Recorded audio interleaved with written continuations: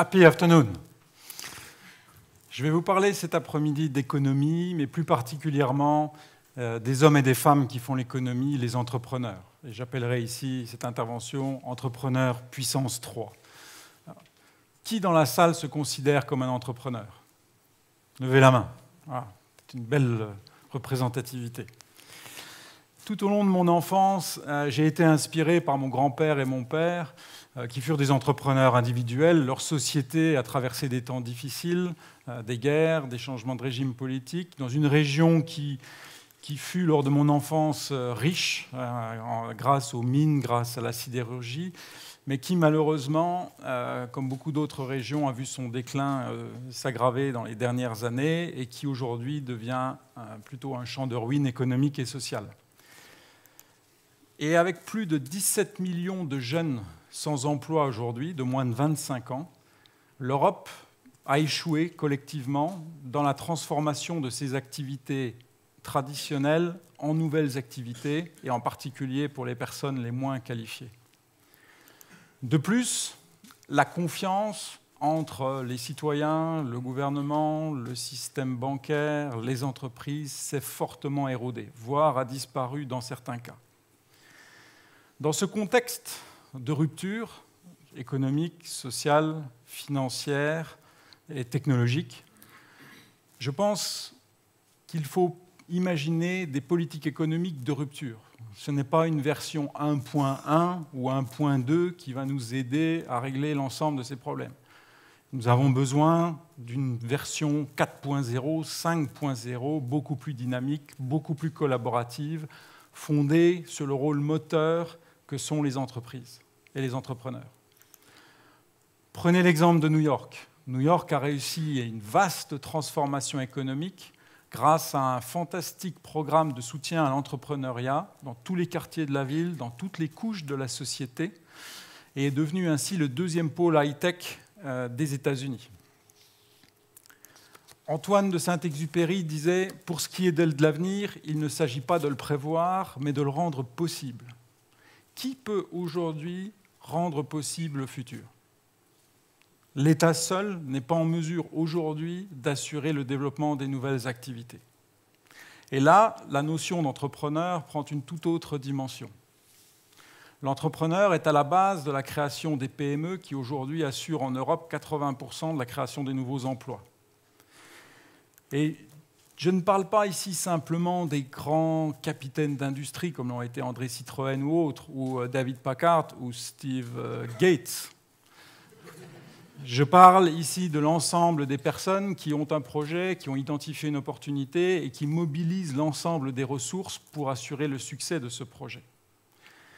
Je parle ici des entrepreneurs à titre individuel, des entrepreneurs en entreprise, des entrepreneurs en association ou des entrepreneurs dans le secteur public. Au Danemark, selon le Global Entrepreneurship Monitoring Institute, les entrepreneurs individuels représentent environ 10 à 12% de la population, comme les entrepreneurs en entreprise. Ils présentent plus ou moins les mêmes caractéristiques, avec quelques différences, comme vous le voyez là. Mais ce qui est intéressant de voir, c'est que les entrepreneurs en entreprise ont la possibilité de créer 16 fois plus d'emplois que les entrepreneurs individuels. Alors, il existe une troisième catégorie d'entrepreneurs, une catégorie les entrepreneurs publics, dont nous ne savons presque rien. Il n'y a aucune recherche sur ces entrepreneurs. Ce sont bien les entrepreneurs publics qui ont créé RTL, SES, Airbus au niveau européen ou Cargolux, ici.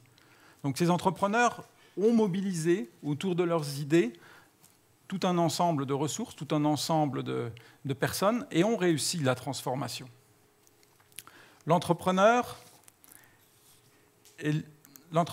public est quelqu'un qui ouvre la voie, est quelqu'un qui va accompagner l'entrepreneur privé. Prenez Internet. Internet a vu le jour grâce aux investissements, aux subventions d'un fonctionnaire qui a décidé de miser sur ce projet au retour sur investissement très aléatoire. Internet aurait certainement vu le jour.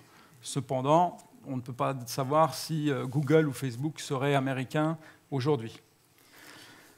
Un entrepreneur public est le double d'un entrepreneur privé. C'est son miroir.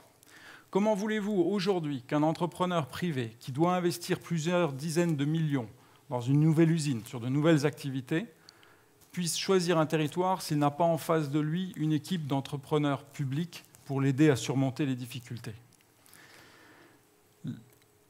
La notion d'entrepreneur prend ici une toute autre dimension. L'entrepreneur va devoir mobiliser autour de lui tout un ensemble d'investisseurs autour de son idée. Il va devoir mobiliser également tout un ensemble d'employés, les convaincre de rejoindre son entreprise. Il va devoir aussi mobiliser ses fournisseurs. Il va devoir convaincre les autorités de lui fournir les autorisations. Et il va devoir, à la fin également, convaincre des clients de son offre de service. L'entrepreneur va réaliser ce qu'il manque aujourd'hui le plus dans notre société, je pense. Il va réussir à créer la confiance. Et je crois qu'aujourd'hui, l'entrepreneur, c'est le nouveau créateur de confiance. C'est le catalyseur de confiance. Et la confiance ne se décrète pas, elle se gagne.